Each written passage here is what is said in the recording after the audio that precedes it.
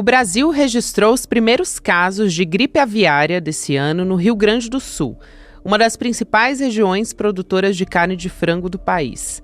Um dos casos aconteceu em Montenegro e o outro envolveu cisnes de um zoológico em Sapucaia do Sul. O Ministério da Agricultura acompanha tudo de perto e já implementou um plano de contenção de 28 dias nessas áreas. O governo também investiga suspeitas em Santa Catarina, no Ceará, no Pará e em Tocantins. O grande complicador é que o Brasil é o maior exportador de carne de frango do mundo e qualquer crise sanitária no setor impacta na economia e na segurança alimentar, não só daqui. Mais de 60 países suspenderam as importações do Brasil, entre eles a China, a Argentina e o México. Além deles, União Europeia e União Euroasiática também bloquearam as importações do frango brasileiro. Os casos em humanos acontecem normalmente no caso de trabalhadores rurais, que têm contato direto com essas aves. Sexta-feira, 23 de maio de 2025.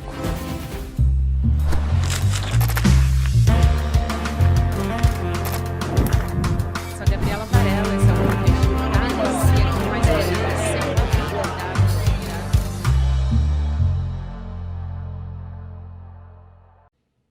Olá, seja muito bem-vindo, seja muito bem-vinda. Eu sou a Gabriela Varela e esse é o Videocast em Detalhes. Aqui sempre com um convidado, uma convidada, a gente analisa uma temática, uma notícia importante do momento.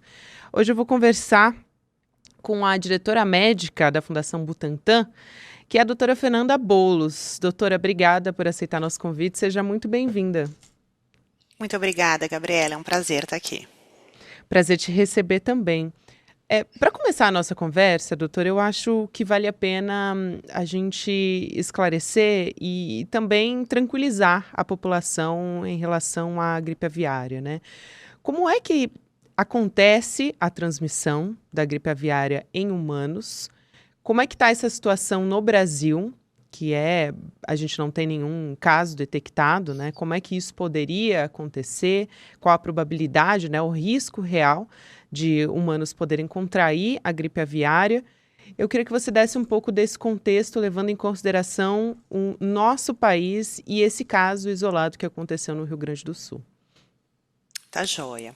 Eu acho que você traz um ponto importante. É fundamental que a gente também tranquilize a população, né? A gente está alerta para as transmissões relacionadas à gripe aviária, né, que tem uma transmissão de H5N1 que já vai acontecendo globalmente desde 2023, que vem se expandindo para além de aves, para mamíferos, né? E cada vez que a gente evolui de aves para mamíferos e transmissão tanto de aves quanto de mamíferos para humanos, a gente vai ficando um pouco mais alerta. Até hoje, todos os casos que a gente teve de humanos contaminados foi por humanos com contato com animais.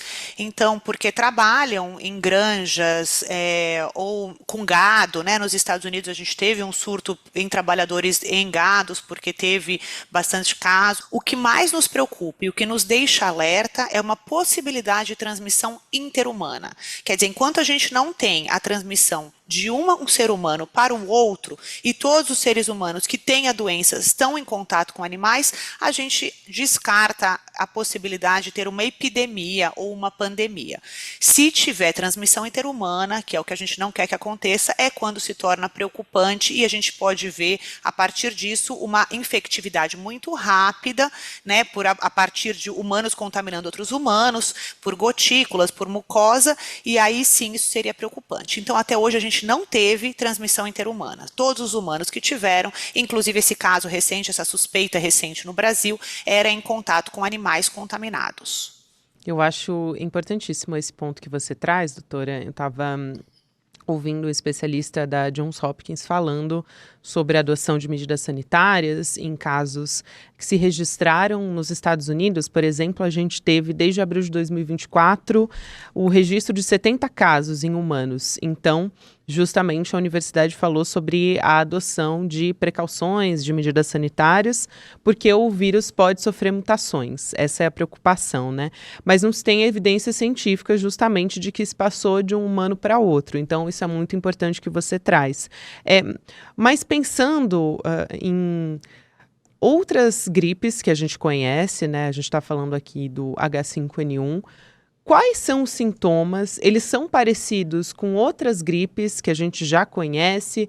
Ela é mais letal? Como é que funciona essa questão do sintoma, apesar de a gente, mais uma vez, reforçar que são casos pequenos, né, pensando globalmente, e também que são normalmente trabalhadores rurais que têm um contato direto ali com as aves, né, no manuseio ali do dia a dia de trabalho. É isso. Hoje em dia, todos os casos que a gente vê, mesmo esses 70 casos que você mencionou nos Estados Unidos, eram em pessoas que estavam lidando com animais contaminados, né? Nos Estados Unidos, a gente teve uma contaminação de gado, então pessoas que estavam manipulando aquele leite acabaram contaminadas. E a parte clínica, ela varia muito, né? Os sintomas e como a doença se apresenta. A gente tem desde sintomas que são comuns à gripe, né, como tosse, dor no corpo, mal-estar. A gente tem bastante comprometimento de conjuntiva, então conjuntivite, aquela irritabilidade, vermelhidão nos olhos, e em casos mais graves a gente vê uma insuficiência respiratória e mesmo comprometimento de alguns outros órgãos. A grande diferença da gripe que a gente já conhece, né, de outros vírus influenza, é que esses outros vírus influenzas eles já estão circulando em humanos, eles são adaptados em humanos, a gente tem a capacidade de produzir anticorpos e a gente já tem uma imunidade contra esses. O risco dessas gripes aviárias ou de qualquer outro vírus influenza que nunca circulou em humanos é porque quando a gente ainda não tem nenhum tipo de proteção, né, nenhum tipo de anticorpos, a letalidade é maior. Então, os casos graves são muito maiores porque a gente ainda não tem nenhum tipo de proteção gerada dentro do nosso organismo, dentro do nosso sistema imune. Então, apesar de os sintomas poderem ser parecidos com o da gripe, ele tem realmente uma letalidade maior, uma taxa de complicações maiores, porque ele nunca circulou entre humanos. E aí, trazendo aqui para o caso que a gente teve, um primeiro caso em granja foi agora, em maio de 2025, em granja comercial, em Montenegro. É uma granja de médio porte, aqui para trazer algumas informações para quem está nos acompanhando, né? Algumas aves morreram, inclusive é uma doença, né? Que as aves elas morrem rapidamente quando elas contraem o vírus, então as que não morreram tiveram que ser abatidas e tem a questão dos ovos e também todo o trajeto por onde os ovos passam, por exemplo, caminhões, tudo isso precisa ser monitorado para que acompanhar os rastros, né, cientificamente, a senhora vai poder explicar muito melhor do que eu, doutora, mas de onde veio esse vírus, né? É o mesmo vírus que a gente já conhece, para entender aqui o que se chama cientificamente desse vínculo epidemiológico, da onde que vem esse vírus e como é que ele chegou até aqui e o que está sendo feito também para isolar o problema, que já foram adotados, o Brasil já adotou medidas para conter essa história, né?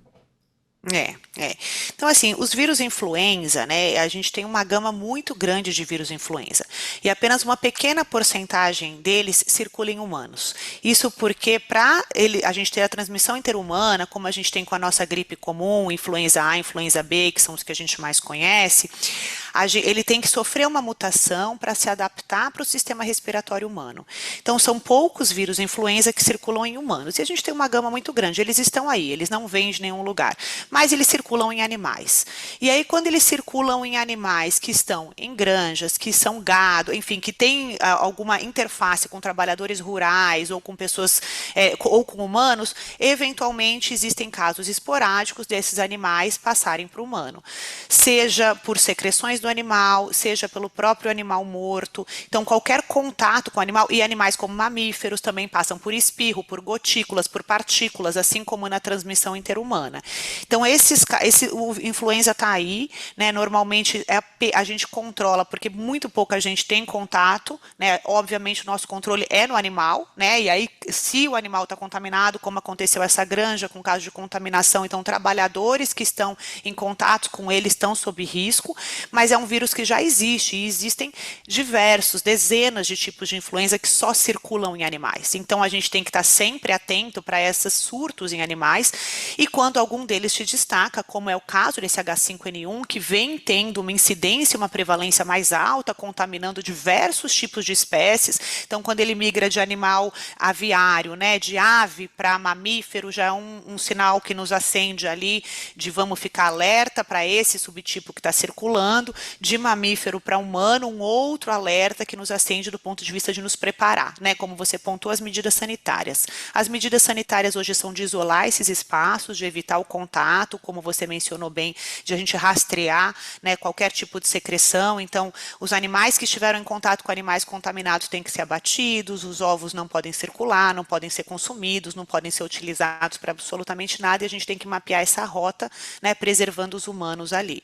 E é claro que a gente também tem tentado fazer, né, aprendizados que a gente também teve com a pandemia de Covid, é nos antecipar e já estar preparado para uma eventual transmissão interhumana que poderia levar a uma epidemia entre humanos e até uma pandemia, a gente já está mais preparado, está à frente do que quando a Covid nos pegou ali um pouco desprevenidos. Ótimo, essa era a pergunta que eu queria fazer também, porque já vi organizações de saúde, cientistas alertando para como o vírus poderia ser um candidato, um dos principais candidatos a eventualmente, uma próxima pandemia, mas acho que é necessário tomar muito cuidado, né? Quando eu vi essas manchetes se espalhando, acho que gera muito pânico, as pessoas viveram recentemente a pandemia de Covid-19 e então quando se depara com uma manchete como essa, a chance de ter pânico é muito grande, né? Então eu te pergunto o que mudou na evolução desse vírus, se é que mudou, por que essa preocupação se dá globalmente e especialmente levando em consideração justamente o que você fala, né, doutora, sobre essas espécies de mamíferos que foram infectadas também. Esses vírus, eles foram detectados, né, esse vírus ele foi detectado recentemente em vacas leiteiras, por exemplo, não só nessas aves. Então, entender um pouco melhor o que quer dizer quando a gente fala na chance de eventualmente ser um candidato a uma próxima pandemia, como eu tenho visto. Eu concordo que a gente tem que evitar, de fato, o pânico, não é essa a intenção, a gente está mapeando, a gente está monitorando, né, os animais estão sendo contaminados. O que é diferente é que com a globalização, muitas vezes a gente vê esse vírus se disseminando em regiões em que antigamente ele ficava um pouco mais confinado, mas se a gente for olhar para um histórico de gripe aviária, a gente já teve essas cepas de influenza aviária circulando há décadas, depois elas circulam um pouco menos, e agora a gente está num desses momentos de circulação. Mas com a globalização e a facilidade até de trânsito, a gente vê que se espalha entre os continentes. No entanto, ainda só com transmissão de animais, né? O vírus influenza é um vírus extremamente mutagênico, então a gente tem que estar sempre atento, porque mesmo as cepas que estão circulando e causando doença em animais nesse momento, eventualmente podem não ser mais as mesmas do que quando a gente faz uma transmissão interhumana, mas nesse momento não há alerta, né? Sem transmissão interhumana, não há alerta de uma epidemia batendo a porta.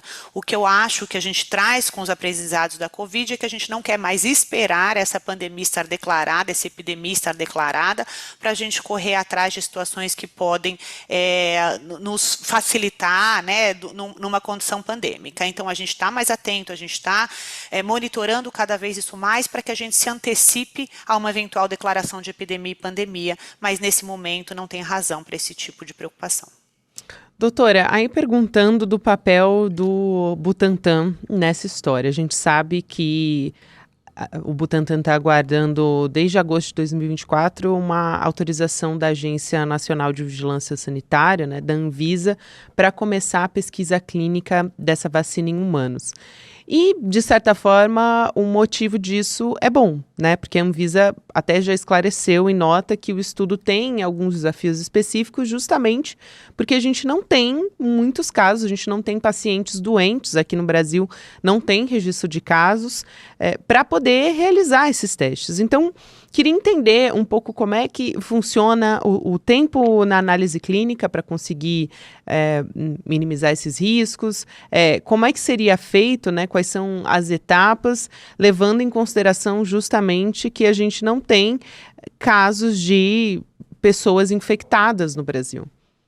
Sim. Sim, o estudo inclusive considera isso e coloca essa ausência de doença em perspectiva, né? Então a gente começou, o Butantan começou lá em 2023, como eu te falei, quando começamos a mapear esses casos que começaram na Ásia e foram se espalhando, a gente já formou um grupo de trabalho para monitorar isso, monitorar quais eram as cepas mais prováveis de causar uma potencial epidemia caso ela houvesse.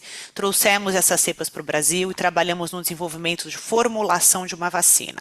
Essa vacina foi formulada aqui dentro do Butantan, né, uma vacina de vírus inativado, é fragmentada, e a gente passou para testes pré-clínicos no ano passado, isso é testes em animais, né, então testamos em ratos e testamos em coelhos essa vacina para entender a segurança dela, a tolerabilidade de quem recebe e o potencial dela de imunogenicidade, que a gente chama, que é a capacidade de produzir anticorpos. Né? E com esses resultados todos desses testes pré-clínicos e da formulação da vacina, como você pontuou, em agosto do ano passado, nós submetemos para a Anvisa um pedido para iniciar testes em humanos. Né? É um estudo de fase 1/2 que a gente está barganhando com a Anvisa, e porque não tem doença, o que a gente vai avaliar nesse estudo é a capacidade dessa vacina de gerar anticorpos nesses participantes vacinados. Né? Então, a gente sabe que é uma doença, é um vírus que não circula em humanos, então a gente espera que absolutamente ninguém tenha anticorpos contra esses vírus, mas a gente vai coletar antes da vacinação, vai vacinar esses participantes, são 2 doses, essa vacina candidata do Butantan, e ao final da segunda dose, a gente vai coletar novamente esse sangue para ver qual é a porcentagem de voluntários que tem um bom nível de anticorpos induzidos por essa vacina. Então, a gente terminaria aí, a gente não vai esperar alguém ter doença para dizer eficaz ou não é, porque como você colocou, né, o vírus não circula, não temos doença, então seria uma vacina para avaliar a segurança nesses participantes, né, então ela é segura, né, para ser colocada em larga escala, então esse estudo inicial são 700 voluntários que a gente vai vacinar, e também a gente vai avaliar doses diferentes dessa vacina. Então a gente tem 2 doses candidatas para a gente avaliar qual é a menor dose eficaz e segura para caso haja uma epidemia, caso haja uma pandemia, a gente já tenha uma vacina candidata final. E aí sim, a gente iria para um estudo maior na vigência de doença para confirmar esses resultados desse estudo de fase 1/2. Muito bem, então essa primeira fase, né, seria depois da aprovação da Anvisa, só para entender como é que seria o protocolo de estudo clínico. E aí ela teria etapas com participantes recebendo doses da vacina ou placebo. A gente ficou quase que especialista, todo mundo, né, em como aconteciam os processos por conta da Covid e ficou bastante informado sobre como funcionam esses processos, né? Então, retomando um pouco essa memória que a gente tem da pandemia de Covid, quando as vacinas estavam ali em fase de testes e progredindo essas etapas, é um pouco parecido, né? E aí te pergunto também, doutora, apesar da gente não ter casos registrados no Brasil, o que é muito bom, essa vacinação, né, e o desenvolvimento dessa vacina, ela é muito importante porque a influenza aviária, ela é letal para humanos, né? Então, é uma antecipação, vamos dizer assim, para que a gente não tenha uma disseminação desenfreada, como a gente teve no caso da Covid. É isso. Então, como você mencionou, é um estudo controlado por placebo, então a gente vai vacinar alguns voluntários, alguns vão receber a vacina ativa, alguns vão receber placebo, e aí a gente vai comparar esses títulos de anticorpos nesses 2 grupos para mostrar que, de fato, quem está vacinado está produzindo esses anticorpos e que a segurança, né, o perfil de segurança da vacina e a tolerabilidade dela é aceitável, mesmo comparando com pessoas que recebem placebo, né, que é inócuo. Então, as gripes aviárias de uma forma geral, então os H5s, né, que aí o N varia um pouco, mas esses H5s que não circulam em humano, eles têm uma letalidade alta em humanos, então quando a gente olha da quantidade de humanos que já foi expostos e a quantidade que evoluiu, né, a óbito por causa disso é uma letalidade alta, maior que 40% das pessoas expostas foram a óbito, obviamente sem vacina e sem nenhum mecanismo, então é muito importante que a gente tenha uma vacina já numa fase avançada, se a gente tiver transmissão interhumana, para a gente evitar que a letalidade seja colocada assim na sociedade, né? Que hoje ainda foram em números muito pequenos de humanos expostos, mas é uma taxa alta.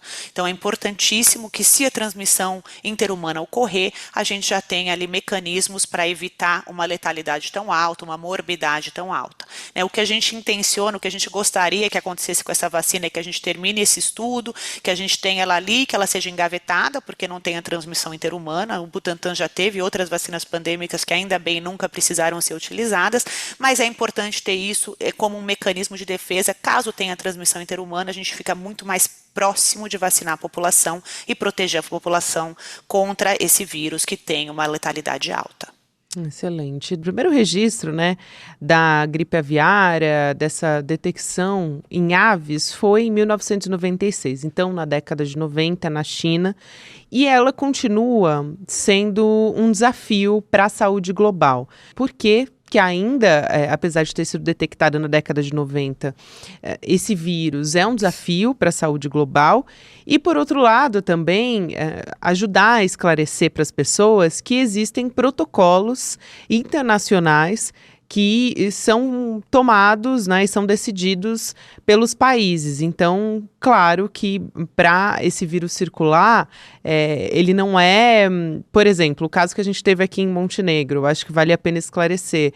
Uma pessoa não vai ter contato com os ovos dessas aves contaminadas, porque todos esses produtos eles foram identificados, foram rastreados. O frango, que é vendido, por exemplo, para a China, ele também é detectado, né? Ele não vai ser vendido dessa granja que foi detectada com gripe aviária. Então, todos esses protocolos, eles são muito rigorosos, né, entre os países, e conforme vai se detectando, na Argentina a mesma coisa, também suspende a venda para outros países e depois bilateralmente vai se conversando novamente quando esse foco ele é anulado. Então, quando se consegue superar o caso, por exemplo, em granjas comerciais, aí sim o Brasil pode voltar a vender comercialmente para outros países, mas tudo isso é feito dentro de um protocolo bastante rigoroso, né? É isso mesmo, a gente tem protocolos sanitários que são ditados, inclusive, pela Organização Mundial de Saúde, de isolamento, né, desses casos. Então, a gente garante que os casos em animais estejam restritos naquele ambiente, nenhum desses frangos contaminados, desses ovos contaminados vão chegar em ninguém, na mesa de ninguém, nem no Brasil e nem fora do Brasil, né, as importações são suspensas. Quando a gente voltar a importar, a gente vai testar esses animais novamente, mostrar que eles não têm, né, o vírus da influenza, para eles poderem voltar a ser comercializados depois que essas medidas todas de mitigação e de isolamento sanitário acontecerem, né? Então, é a mesma forma quando teve a transmissão do Covid, ou se tiver transmissão interhumana de qualquer outro vírus, a gente tem todas as regulamentações de uso de equipamento de proteção, de máscara e quando que a gente pode ou não circular. A gente tem essas mesmas determinações da Organização Mundial de Saúde para a contenção desses riscos sanitários em animais, e isso vem sendo aplicado, né? Como você mencionou na primeira parte da sua pergunta, é um vírus que já circula aí desde a década de 90, então a gente tem picos em que ele circula um pouco mais, depois ele dá uma diminuída, e agora a gente está num desses momentos de pico. Sempre que tem um pico de circulação, a gente fica atento para ver circulação para humano, circulação interhumana, né? Então já teve em outros momentos, inclusive, de picos de circulação de gripe aviária, outros produtores de vacina já tentando desenvolver uma vacina para, caso isso seja necessário, ela está ali meio pronta, num estoque de emergência, e é a forma que a gente consegue fazer para que ela não circule tanto e não, principalmente, não circule para humanos e entre humanos. Aí eu acho que também uma pergunta importante de esclarecer, porque muita gente quer saber, não vai chegar na mesa de ninguém, né? Como a gente disse, tem um protocolo ali num raio de tantos quilômetros, depois se detecta, mas imaginando, eventualmente, uma pessoa que consome frango, ovos, ingerir a carne, né, do frango doente é um risco, doutora? É um risco. Então, qualquer contato com aquele animal doente, mesmo depois do abate, então mesmo quem vai manipular aquele animal morto e retirar, incinerar, enfim, fazer as medidas, tem que estar ali com os equipamentos de proteção individual. Então, o influenza ainda pode ali proceder depois da morte do animal, ser infectivo. Então, esses riscos sanitários, essas determinações sanitárias, não é só com o animal vivo, mas mesmo depois do abate, como a gente isola esses animais e como eles circulam. Então, mesmo no animal, claro que depois que a gente fala comer o animal, depois de cozinhar, aí a gente vai mitigando muito esses riscos, né? A gente fala que é um risco no animal morto quem manipula o animal morto em si. Mas, obviamente, a gente nunca vai deixar, as autoridades sanitárias não vão deixar, a Anvisa, Ministério, enfim, de que isso saia desse controle, dessa restrição. Então, esses animais mortos, mesmo se estiverem fora de uma janela de transmissibilidade, também não vão ser vendidos e não vão chegar em mercados e na mesa de ninguém. Então, não precisa fazer também uma demonização dos produtos que estão para ser vendidos, porque esses produtos, certamente, eles estão livres de influenza. Muito bem, doutora, também para a gente fechar, eu quero a sua avaliação sobre como tem sido o plano de contingência do Ministério da Saúde, já que agora a gente está tendo notícia desse caso em Granja Comercial, mas o caso que foi detectado foi lá em 2023, então houve um atraso aí de 2 anos até a gente ter essa notícia, né? E também a sua avaliação sobre o nível de preparação do Brasil em relação à eventual transmissão e até para o desenvolvimento de vacinas, levando em consideração tudo que a gente já aprendeu com a pandemia de Covid-19.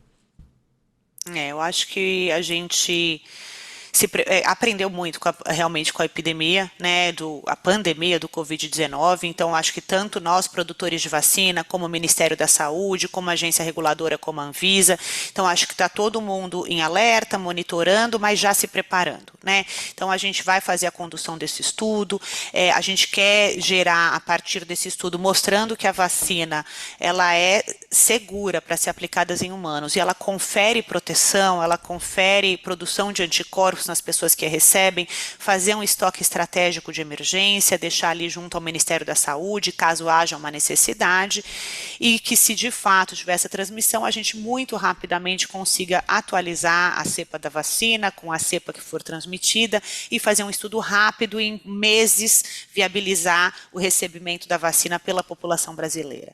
E um outro aprendizado que a gente teve, porque eu mencionei aqui que outros produtores de vacina já trabalharam nisso em alguns outros picos de influenza aviária que tivemos. Então, a gente tem vacinas que já estão nesse ponto de estoque de emergência fora do país. Mas eu acho que a Covid-19 também nos trouxe o aprendizado da nossa necessidade de autonomia nacional, né? Porque na hora que o mundo inteiro está brigando por vacinas, não é fácil a gente conseguir que essas vacinas cheguem nos países, que as vacinas cheguem no Brasil. Então, ter um produtor de vacina dentro do país que vai priorizar a produção, os estudos e a produção para a população brasileira, eu acho que é um outro aprendizado que a gente tira da Covid-19, que a gente também tem que ter autonomia nacional na produção e no desenvolvimento dos produtos que vão nos proteger. Doutora Fernanda Boulos, que prazer te receber aqui. Muito obrigada por tanta informação. Com informação a gente pode enfrentar toda essa situação e também tranquilizar muito a população diante do que está sendo feito. Obrigada. Eu que agradeço, Gabriela. Foi um prazer. Muito obrigada. Até a próxima. Quero também trazer aqui um recado final da nossa produção do documentário do Império Malafaia, que vai ser transmitido nessa semana que vai entrar agora, dia 29 de maio, 8 horas da noite. A gente vai ter a estreia de graça para todo mundo poder acompanhar, mas tem que se inscrever em detalhesicl.com.br. Para você que está acompanhando em vídeo, você pode também apontar o seu celular para o QR Code que está aqui na tela. E aí você leva 2 segundos, coloca o seu e-mail e recebe o link quando o documentário estiver começando. Depois vai ter uma conversa também com o Igor Melo, que é nosso jornalista investigativo aqui do ICL Notícias, a Juliana Dalpiva também, que coordenou a produção do podcast, que tá indo para o ar e tá chegando ao final da produção do podcast, mas o documentário tem informação que não tem, por exemplo, no podcast. O Eduardo Moreira também vai estar em estúdio conversando com os dois, então você pode saber de bastidores que você ainda não sabe sobre o Império Malafaia, que vai trazer ali novidades sobre como um dos impérios mais influentes do país e que financia a extrema-direita foi moldado. Acompanha com a gente, fica o convite para você, vale muito a pena. Agora você fica com o Mercado Investimentos e na sequência tem o Rolê ICL. O Em Detalhes você pode ouvir todos os dias, de segunda a sexta-feira tem episódio novo nas plataformas de áudio também. Até segunda-feira. Ele viaja ao Brasil de jatinho e financia vários atos extremistas, além de ter montado um império a partir da igreja dele.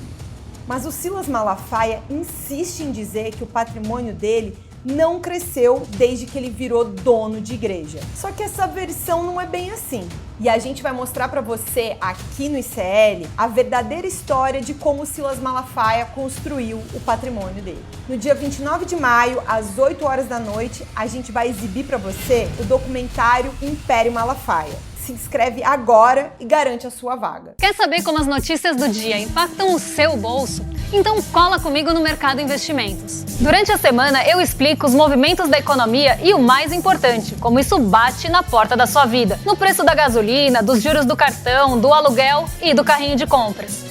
E eu queria te perguntar, o preço subiu mesmo? Porque as pessoas estão cautelosas e receosas com os preços. Elas acham que a inflação vai subir e aumenta essa desigualdade. De segunda a sexta-feira, ao vivo, das 11 às 11h30, um panorama econômico do Brasil e do mundo no canal do ICL Notícias. A informação que faz a diferença no seu dia.